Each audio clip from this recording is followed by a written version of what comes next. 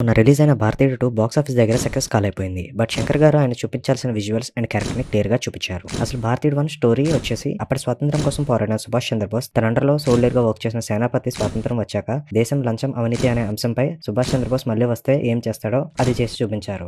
ఆయన అభిమానంతో తన కొడుకు సుభాష్ చంద్రబోస్ అనే పేరు పెట్టి దాన్ని చందుగా మార్చారు 'భారతీయుడు 1' లో. అయితే 'భారతీయుడు 1' క్లైమాక్స్ లో ఆయన అబ్రాడ్ వెళ్ళిపోతారు. 'భారతీయుడు 2' స్టార్టింగ్ వచ్చేసి తాయిపాయిలో కమల్ హాసన్ క్యారెక్టర్ ని ఇంట్రడ్యూస్ చేస్తారు. దానికి రీజన్ ఏంటంటే సుభాష్ చంద్రబోస్ ఫ్లైట్ లాస్ట్ గా క్రాష్ అయింది అక్కడే. సో అక్కడి నుంచి సేనాపతి ఎంట్రన్స్ డిజైన్ చేశారు శంకర్ గారు. అలాగే సినిమా కోసం ఆయన రాసుకున్న పోలీస్ క్యారెక్టర్ కృష్ణస్వామి నడుముడి వేణు గారు 2 వరకు కూడా ఉన్నారు. ఆయన క్యారెక్టర్ పోర్షన్ పూర్తయ్యాక కొన్ని హెల్త్ ఇష్యూస్ వల్ల ఆయన చనిపోయారు. అలాగే వివేక్ గారు కూడా సినిమాలో హాఫ్ ఆఫ్ ది పోర్షన్ వరకు ఉన్నారు. తర్వాత ఆయన కూడా అన్ఎక్స్పెక్టెడ్ గా చనిపోయారు. ఈ 'భారతీయుడు 2' మూవీలో ఒక యానిమేషన్ క్యారెక్టర్ ని క్రియేట్ చేశారు. బట్ ఆ క్యారెక్టర్ ఒక రియల్ పర్సన్ ది. లక్ష్మయ్య అనే క్యారెక్టర్ ని యానిమేషన్ లో చూపించారు. సినిమాలో చూపించిన క్యారెక్టర్ ఏదైతే ఉందో ఆయన అలాగే పిక్చర్స్ గీసి పేపర్ కి పోస్ట్ చేసేవారంట. సో ఆయన క్యారెక్టర్ మనకి యానిమేషన్ లో చూపించారు. ఏదేమైనా అందరూ పాస్ట్ నుంచి ప్రెజెంట్ కి తీసుకెళ్తే శంకర్ గారు మాత్రం ప్రెజెంట్ నుంచి పాస్ట్ కి తీసుకెళ్లి పార్ట్ 3 ని క్రియేట్ చేస్తున్నారు. సో చూడాలి మరి ఇది ఏ రేంజ్ సక్సెస్ అవుతుందో.